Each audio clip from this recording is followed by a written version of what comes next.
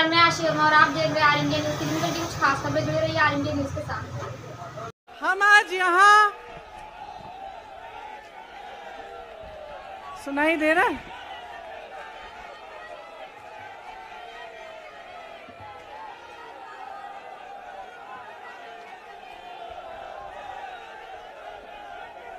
सुनिए,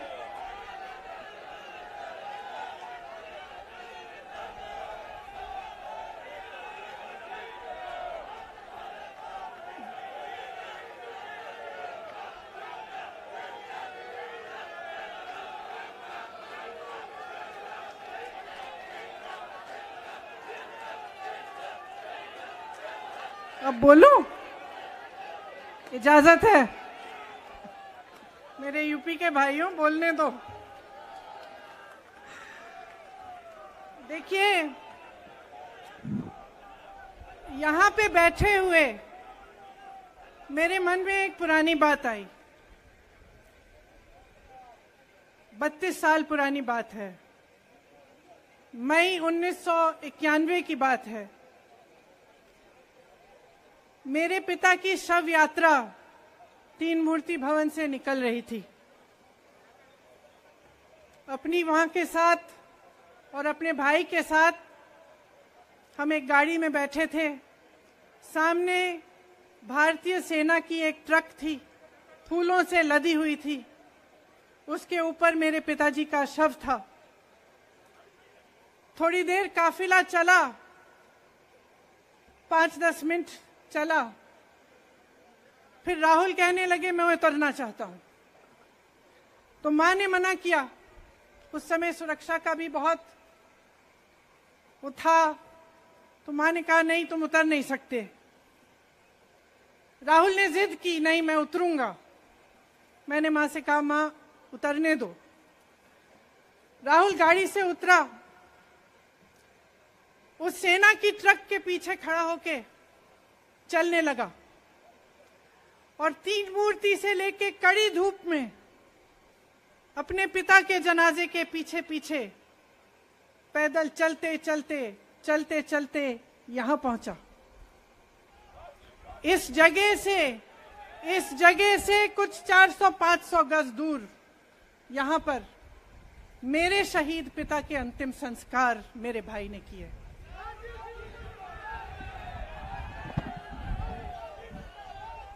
सुनिए,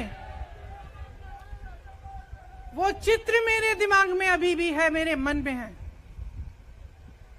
मेरे पिता का शव इस तिरंगे झंडे में लपेटा गया था।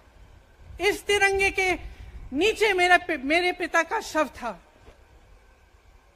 और उसके पीछे चलते चलते मेरा भाई यहां आया। उस शहीद पिता का अपमान भरी संसद में किया जाता है। उस शहीद के बेटे को आप देशद्रोही कहते हैं, आप मीर जाफर कहते हैं, उसकी आप मां का अपमान करते हैं। आपके मंत्री मेरी मां का अपमान भरी संसद में करते हैं। आपके एक मुख्यमंत्री कहते हैं कि राहुल गांधी को पता भी नहीं है कि उनका पिता कौन है।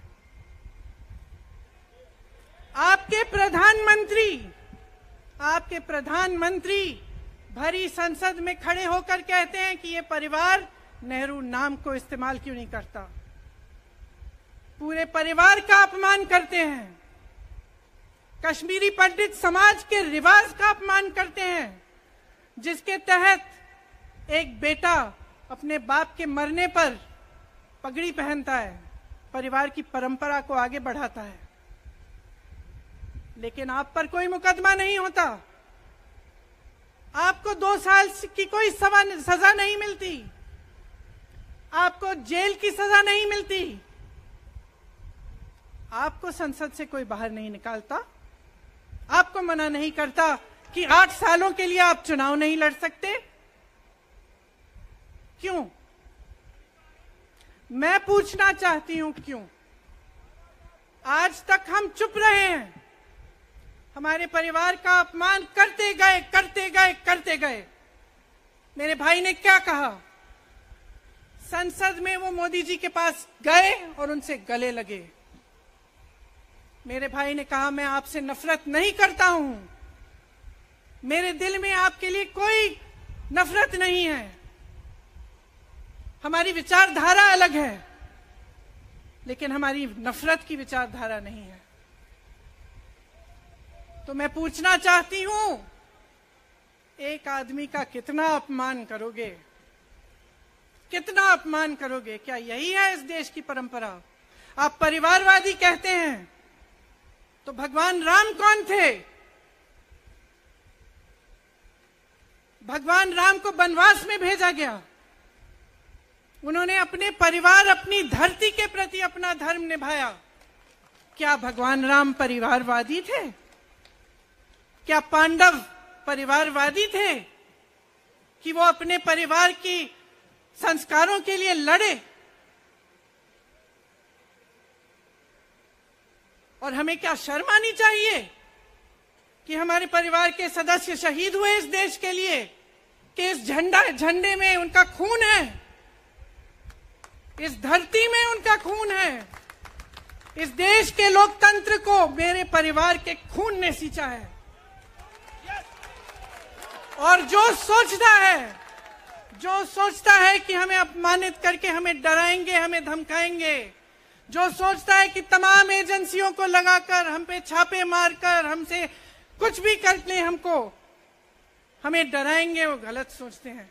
हम डरने वाले नहीं हैं। हम और मजबूती से लड़ेंगे। हम इस देश के लोकतंत्र के लिए कुछ भी करने के लिए तैयार हैं। इस देश के लोकतंत्र को, इसकी नींव कांग्रेस पार्टी के महान महापुरुषों ने डाली है। कांग्रेस पार्टी लड़ी इस देश की आजादी के लिए, और आज भी इस देश की आजादी के लिए ही लड़ रही है। कभी कभी मैं सोचती हूं, मुझे समझ में नहीं आता कि पब्लिक क्या सोच रही है। क्या देख नहीं रही है क्या हो रहा है? क्या आपको दिख नहीं रहा है कि आपकी सारी संपत्ति लूटी जा रही है, एक आदमी को दी जा रही है, गिने चुने उद्योगपतियों को सब कुछ दिया जा रहा है? किसकी संपत्ति है? ये राहुल गांधी की संपत्ति है, ये आपकी संपत्ति है। ये पीएसयू किसके हैं? किसके लिए बनाए गए? आपके लिए बनाए गए, जो ऐसे एक के बाद एक इनको बेचे जा रहे हैं, दिए जा रहे हैं। इसी से तो आपका रोजगार आता है। छोटे उद्योगों से, छोटे व्यापारियों से आपका रोजगार आता है। किसी बड़े अडानी से नहीं आता। रोजगार नहीं देते, छीनते हैं आपका रोजगार। तो आप समझ क्यों नहीं पा रहे हैं? आप गैस के सिलेंडर के लिए 1000 रुपए दे रहे हैं, और यहां आपकी सारी संपत्ति किसी को सौंपी जा रही है। राहुल गांधी जी ने क्या कहा? अरे कौन सा इतना बड़ा जुल्म कर लिया कि आपसे 2 सवाल पूछ लिए, जवाब नहीं दे पाए ना, घबरा गए। और जो अहंकारी होते हैं, तानाशाह होते हैं, क्या करते हैं? जब सवालों का जवाब नहीं दे पाते तो पूरी सत्ता को लेकर जनता को दबाने की कोशिश करते हैं। जो सवाल उठाता है उसको दबाने की कोशिश करते हैं। आपने कभी सोचा है, आंखें खोलिए, आपने कभी सोचा है कि ये पूरी सरकार, ये सारे मंत्री, ये सारे सांसद एक आदमी को बचाने की क्यों इतनी कोशिश कर रहे हैं? इस अडानी में है क्या कि इसको आप सारी संपत्ति दे रहे हो देश की? 20 हजारों करोड़ शेल कंपनियों में इनके हैं, और आप इन पे इंक्वायरी नहीं कर सकते? ये अडानी है कौन कि आप सब उनका नाम उठते ही बौखला जाते हैं और उनको बचाने में लग जाते हैं? देखिए, आप इस देश के देशवासी हैं, ये देश आपका है, ये लड़ाई आपकी है। आज तमाम नौजवान बेरोजगार क्यों हैं? हम इश्तिहार तो देख रहे हैं, होर्डिंग देख रहे हैं, मदर ऑफ डेमोक्रेसी लिखा है, कहते हैं कि हमारी अर्थव्यवस्था बहुत तेजी से आगे बढ़ रही है, तो इतने नौजवान बेरोजगार क्यों हैं? तो जहां जहां हम जाते हैं बेरोजगार नौजवान क्यों दिखते हैं? इतनी महंगाई क्यों है? इतनी महंगाई क्यों है? क्या आप इतने बड़े काम कर सकते हो लेकिन एक गैस सिलेंडर का दाम कम नहीं कर सकते? आप छोटे व्यापारियों की मदद नहीं कर सकते? आप रोजगार नहीं बनवा सकते? तो फिर आपकी सरकार किस काम की है? लोगों को दबाने के लिए है या अडानी जी को आगे बढ़ाने के लिए है? तो आज ये समय आ गया है कि हमें गंभीरता से सोचना पड़ेगा। ये सरकार पूरी कोशिश करती है कि आपका ध्यान भटकाया जाए।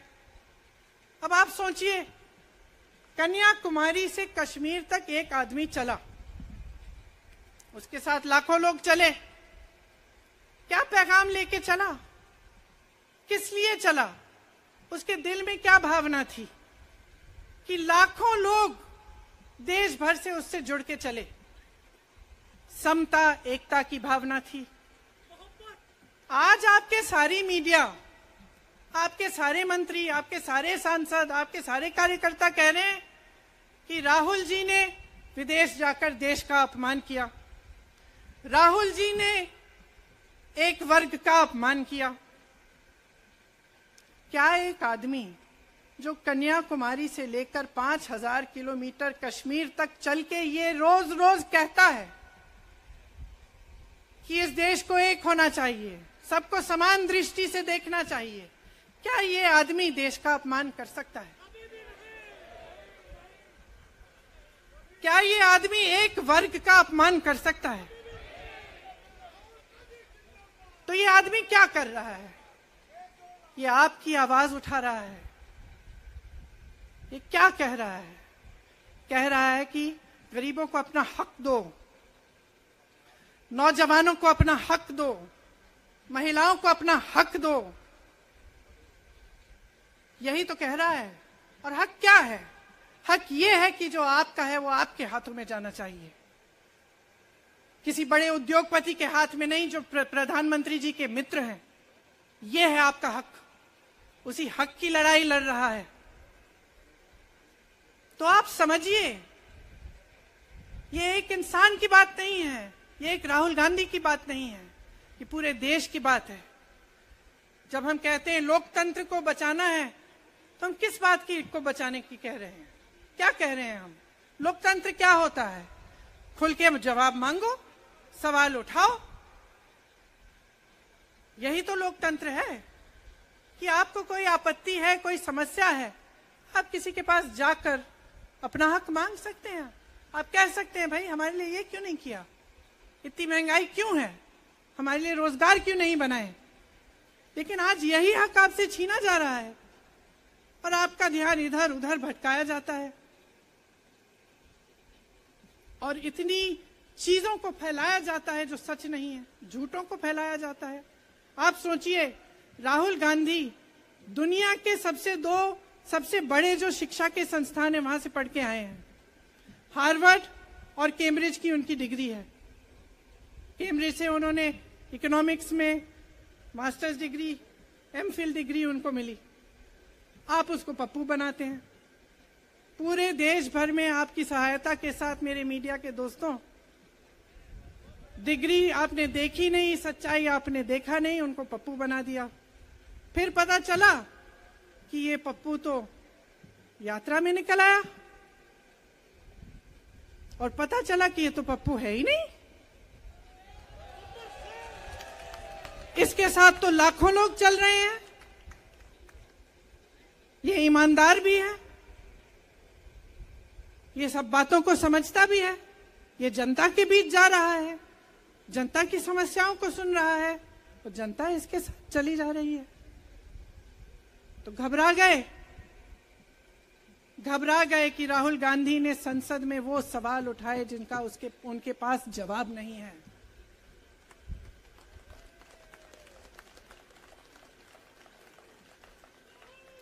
क्या किया सुन लीजिए। एक तरफ से हंसी भी आती है कि एक आदमी को रोकने के लिए इतना सारा करना पड़ा। जिस आदमी ने राहुल जी के खिलाफ सूरत में कंप्लेंट लगाई, आपको मालूम है कि पिछले साल उसने खुद कचहरी में जाके बोला इस पे आप स्टे लगा दीजिए। 1 साल के लिए अपने ही केस पे स्टे लगवाया। फिर वापस कब गए केस खुलवाने के लिए? राहुल गांधी के संसद में अडानी पे के भाषण देने के 1 हफ्ते बाद, 1 हफ्ते बाद वो आदमी वापस जाता है, कहता है केस खोल दी, सुन लीजिए अब हम तैयार हैं। 1 महीने के अंदर अंदर जज कह देते हैं कि राहुल गांधी को 2 साल की सजा मिलेगी। आपने देखा इस देश में कितने केस हैं कि जेल में 10 साल के लिए पड़े रहते हैं, उनकी सुनवाई नहीं होती। ये तो सुनवाई भी फट से हो गई, जजमेंट भी फट से हो गई, सजा भी फट से हो गई। और आपने कह दिया अगले दिन कि 8 सालों के लिए ये चुनाव नहीं लड़ सकते, संसद से बाहर कर देंगे इनको। वाह वाह वाह वाह वाह वाह, बहुत धैर्य है आप में। अरे कायर हैं, कायर है इस देश का प्रधानमंत्री। लगा दो केस मुझ पर, लगा दो केस मुझ पर, जेल ले जाओ मुझे भी, लेकिन सच्चाई ये है कि इस देश का प्रधानमंत्री कायर है।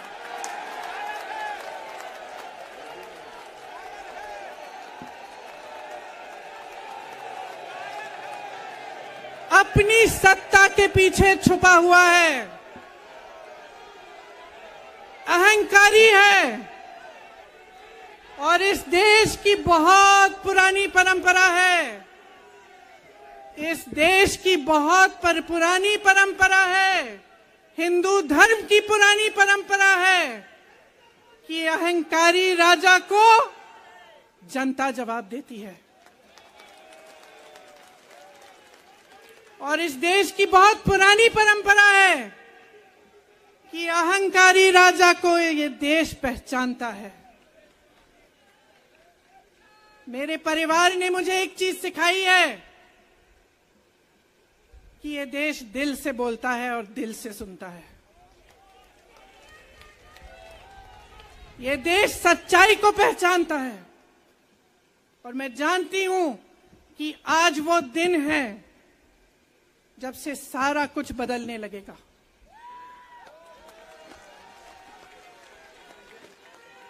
मेरे मीडिया के साथियों, मैं आपसे कहना चाहती हूं, बहुत हो गया है, बहुत हो गया है। मैं जानती हूं आप पर कितना दबाव है। मैं जानती हूं कि आपको लाइन भेजी जाती है कि आज आपको ये कहना है, आज आपको ये लिखना है। लेकिन आपकी एक बहुत बड़ी जिम्मेदारी है। आज लोकतंत्र खतरे में है। अगर सरकार सवाल उठाने वाले को 8 सालों के लिए संसद से निकाल सकती है, अगर कह सकती है कि तुम्हें चुनाव लड़ने की ही इजाजत नहीं है, तो बहुत गड़बड़ है, बहुत गलत हो रहा है। और ये लोकतंत्र के लिए ठीक नहीं है, ये इस देश के लिए ठीक नहीं है।